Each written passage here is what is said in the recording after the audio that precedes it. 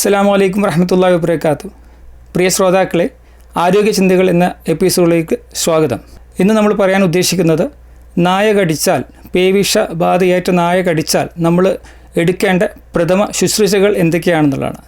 ഒന്നാമത്തേതായിട്ട് കടിച്ച ഭാഗത്ത് നമ്മൾ ഒരു റണ്ണിങ് വാട്ടറിൽ, ഒഴുക്കുള്ള വെള്ളത്തിൽ നമ്മൾ കഴുകുക എന്നുള്ള ഒരു 15-20 മിനിറ്റ് സോപ്പ് കൊണ്ട് കഴുകി വൃത്തിയാക്കുക. അതുവഴി അവിടെയുള്ള വൈറസിൻ്റെ ലോഡ് കുറയ്ക്കാൻ പറ്റും.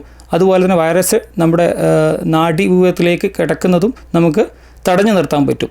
രണ്ടാമത്തേതായിട്ട് നമ്മൾ ഉടനെ ഹോസ്പിറ്റലിലേക്ക് കൊണ്ടുപോയി അതിന് വാക്സിനേഷനും ഇമ്മ്യൂണോഗ്ലോബിനോ എടുക്കേണ്ട അവസ്ഥയാണെങ്കിൽ അത് എടുക്കാനും ശ്രദ്ധിക്കുമല്ലോ. റാബീസിൻ്റെ ലക്ഷണങ്ങൾ ഒന്ന് പറയാം.